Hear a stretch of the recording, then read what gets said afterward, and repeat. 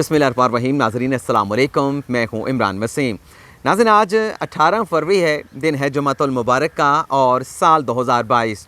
दो ख़बरें आज के इस प्रोग्राम में आप नाज़रीन के साथ शेयर करेंगे। आज की हमारी पहली खबर, साबिक़ सेनेटर फैसल वाडा ने आज सुप्रीम कोर्ट ऑफ पाकिस्तान में इलेक्शन कमीशन और इस्लामाबाद हाई कोर्ट के फ़ैसले के ख़िलाफ़ अपील दायर कर दी है और इस अपील पर फैसल वाडा को अदालत उज़्मा से रिलीफ मिलने का इम्कान है। सुप्रीम कोर्ट से फैसल वाडा को किस किस्म का, किस नोयत का रिलीफ मिलेगा और कितना बड़ा रिलीफ मिलेगा, ये तफसीलात आज के इस प्रोग्राम में आप नाज़रीन के साथ शेयर करेंगे। दूसरी आज की हमारी खबर, इस्लामाबाद हाई कोर्ट में मोहसिन बेग की गिरफ्तारी के खिलाफ 2 मुकदमात की समाअत हुई। इस केस की समाअत करते हुए चीफ जस्टिस अतर मिनल्ला ने अबूरी रिलीफ दिया है और अबूरी रिलीफ देते हुए बड़े रिलीफ का इशारा भी दे दिया है। आज की अदालती कार्रवाई का आंखों देखा अहवाल आप नाज़रीन के साथ शेयर करेंगे और आपको ये भी बताएंगे कि आज जब चीफ जस्टिस अतर मिनल्ला को ये बताया गया कि जिस जज ने ये फैसला दिया कि मोहसिन बेग के घर जो रेड किया गया वो गैर कानूनी था, वो इलीगल था, उस जज के खिलाफ हुकूमत ने रेफरेंस दायर करने का फ़ैसला किया है।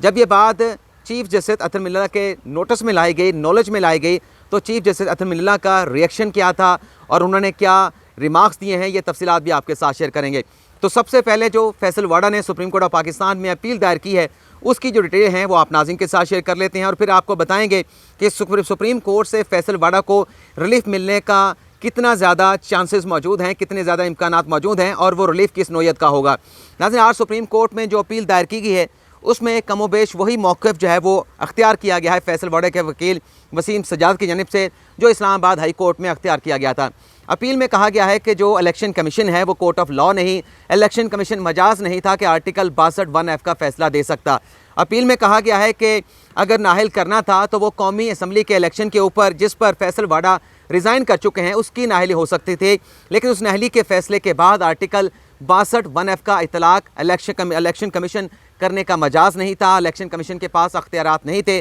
और ये जो इंप्रेशन इलेक्शन कमीशन ने लिया है कि अगर किसी रुकन के ऊपर आर्टिकल 63(1)(c) का इतलाक़ होगा, दोहरी शरीयत के आइन के आर्टिकल का इतलाक़ होगा, तो ऑटोमेटिकली उस पर आर्टिकल 62(1)(f) का इतलाक़ हो जाएगा। ये तासुर जो है वो गलत लिया गया है। अपील में अदालत से कहा गया है, पहले अपील की डिटेल आपके साथ शेयर कर रहा हूँ। अपील में अदालत से दरख्वास्त की गई है कि इलेक्शन कमीशन का जो फैसला है उसे सेट असाइड किया जाए और इलेक्शन कमीशन के फैसले को सेट असाइड करने के बाद जो फैसल वाडा हैं उन्हें सेनेटर के ओहदे पे बहाल किया जाए। और अबूरी रिलीफ के लिए अदालत से ये भी कहा गया है कि जो शेड्यूल जारी किया गया है इलेक्शन कमीशन की जानिब से, जिस नशिस्त को खाली करार दिया गया है फैसल वाडा को नाअहल करने के बाद, उस सीट पर जो इलेक्शन का शेड्यूल है इलेक्शन कमीशन की जानिब से जारी किया गया है, उस शेड्यूल को भी सस्पेंड किया जाए। तो ये जो अपील आज सुप्रीम कोर्ट में दायर की गई है, इस पर गालिब इम्कान है कि सबसे पहले जो रिलीफ फैसल वाडा को मिलेगा वो यही होगा कि पहली समाअत में या दूसरी समाअत में इलेक्शन कमीशन को नोटिस किया जाएगा और नोटिस जारी करने के बाद जो शेड्यूल सेनेट की इलेक्शन की सीट का वेकेंट नशिस्त का जारी किया गया है उसे सुप्रीम कोर्ट की जानिब से सस्पेंड कर दिया जाएगा। और ये भी हो सकता है कि सुप्रीम कोर्ट में इसी नोयत का एक मुकदमा जो वज़ीर आला सिंध है मुराद अली शाह, उनके खिलाफ पेंडिंग है, उस केस की आखिरी समाअत में चीफ जस्टिस उमर बंदयाल की जानिब से ये कहा गया था कि अदालत जो है बेशतर केसेस में करार दे चुकी है कि दोहरी शरीयत में जो नाहली होगी वह सिर्फ उसी इलेक्शन की हद तक होगी। आर्टिकल 62(1)(f) का इतलाक़ आज तक सुप्रीम कोर्ट ने दोहरी शरीयत के केसेस में नहीं किया, लेकिन उस केस में मुराद अली शाह के खिलाफ आर्टिकल 62(1)(f) की नाहली मांगी गई है। तो चीफ जस्टिस अतर मिनल्ला ने, जब वो चीफ जस्टिस नहीं थे, उन्होंने ये करार दिया था, ऑब्जर्वेशन दी थी कि इस तरह की नोयत के और भी मुकदमा सुप्रीम कोर्ट में पेंडिंग पड़े हैं, तो उन तमाम केसेस को क्लब करके वंस फॉर ऑल इस जो कॉन्स्टिट्यूशन इशू है, लीगल इशू है, इसे डिसाइड कर दिया जाएगा। तो वो मामला सुप्रीम कोर्ट में पेंडिंग है और गालिब इम्कान है कि जब ये अपील फैसल वाडा की सुप्रीम कोर्ट में समाअत के लिए मुकर्रर होगी तो इस सारे इशू को क्लब कर दिया जाएगा और क्लब करने के बाद इस इशू को यकजा करके सुना जाएगा। ज़ाहिर सी बात है कि जब यकजा करके सुना जाएगा तो ये समाअत जो है वो 1 से 2 महीनों तक प्रोलॉन्ग भी हो सकती है और इस दौरान हो सकता है कि फैसल वाडा को सुप्रीम कोर्ट की जानिब से उनके सेनेटर की नशिस्त से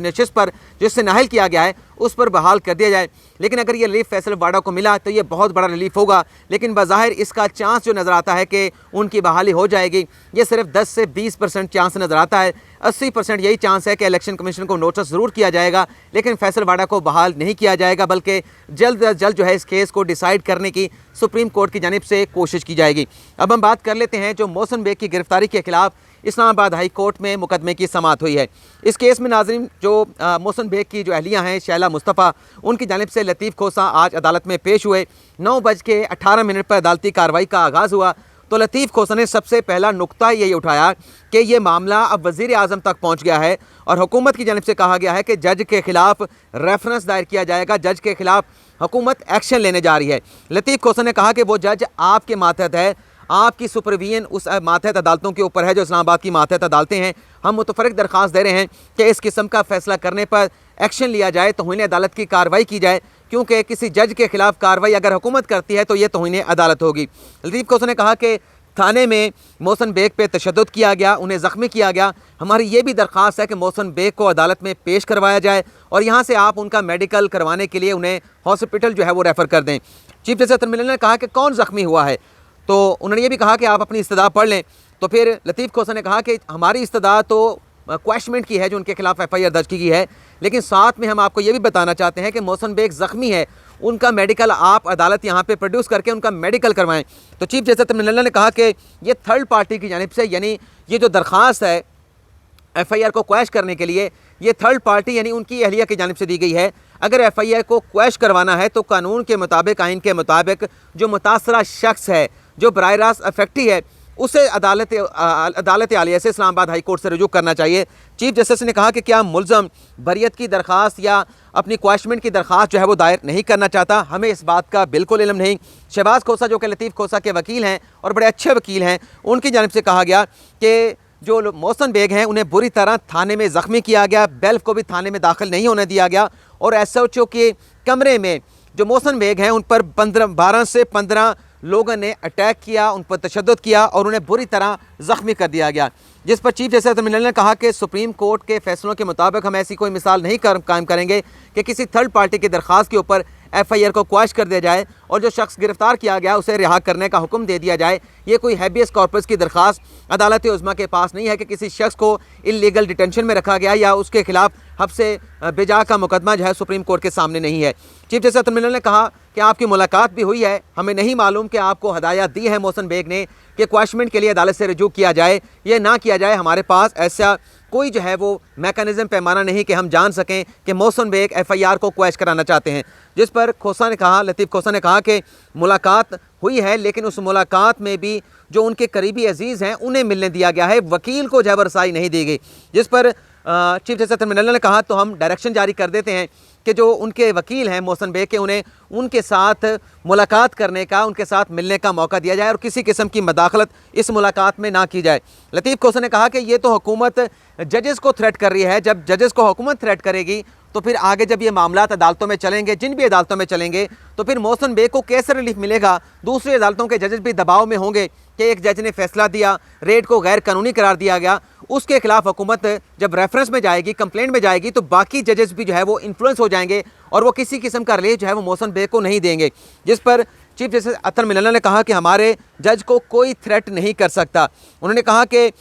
इन्हें ये करने दें, यानी हुकूमत को ये रेफरेंस या कंप्लेंट जो है वो करने दें, इन्होंने जो करना है करें, हमारी अदालतें जो हैं ऐसे इकदाम से इन्फ्लुएंस नहीं होंगी। तो ये बड़ा कैटेगोरिकली जो है एक मैसेज दे दिया है कि ये रेफरेंस दायर करें, शिकायत दायर करें, तो फिर देखेंगे उस पर हमने क्या इकदाम जो है वो उठाने हैं। लतीफ़ खोसा ने कहा कि गैर कानूनी हिरासत में मोहसिन बेग को रखा गया है। ये पाकिस्तान है, एक डेमोक्रेटिक मुल्क है, ये कोई बनाना रिपब्लिक नहीं कि इस तरह से गैर कानूनी रेड करके लोगों के घरों पर जो है वो छापे मारे जाएं। इसके बाद अदालत ऑर्डर डिक्टेट कर रही थी और ऑर्डर में अदालत ने दो चीज़ें लिखवाईं।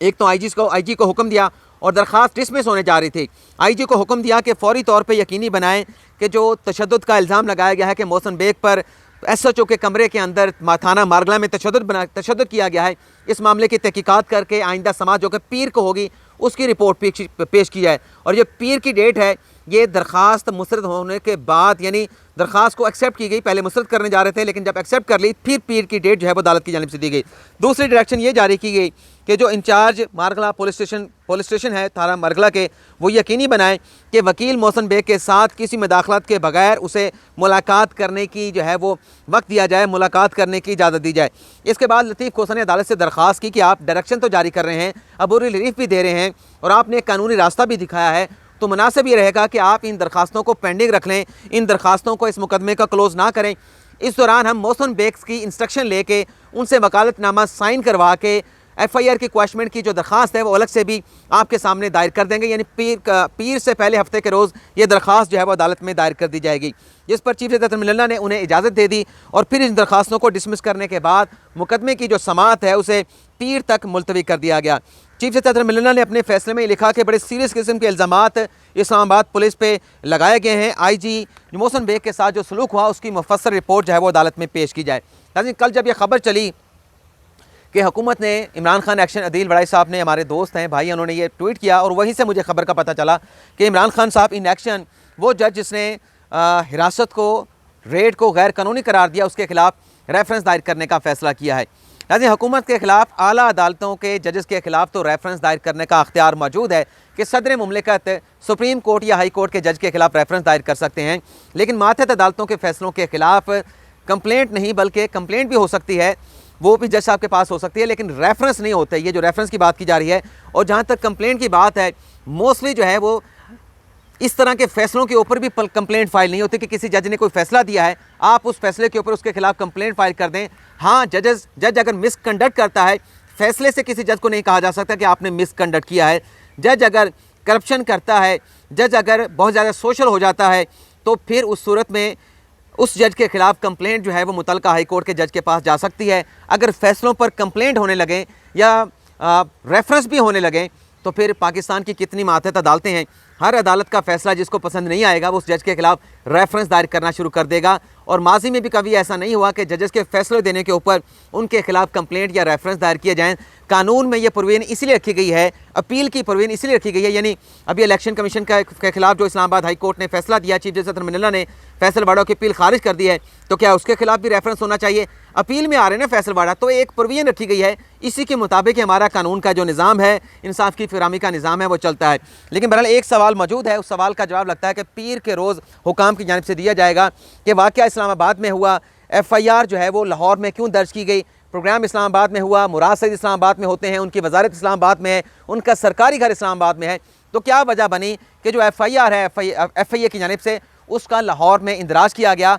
और टीम जो गिरफ़्तार करने के लिए मोहसिन बेग को आई थी वो भी इस्लामाबाद सर्कल की, इस्लामाबाद के हेडक्वार्टर से मोहसिन बेग को गिरफ़्तार करने के लिए आई थी। ये एक बड़ा अहम सवाल है। उम्मीद करते हैं कि आइंदा समाअत पर इस सवाल का जवाब जो है पूछा भी जाएगा और इस सवाल का जवाब मुतलका लोगों की जानिब से अदालत को दिया भी जाएगा। तो आपसे इजाज़त चाहते हैं, अल्लाह ताला आपका हामी और नासिर अपनी दुआ में याद रखिएगा। अच्छा, अगले प्रोग्राम में ये जो अज़हर सदीक़ साहब को काउंसिल किया गया है, स्पेशल प्रोसिक्यूटर तैनात किया गया है, इसके पीछे कहानी क्या है, नैब ने यह फ़ैसला क्यों किया है, ये तफसीलात भी आपके साथ शेयर करेंगे। फ़िलहाल आपसे इजाज़त चाहते हैं, अल्लाह हाफ़िज़।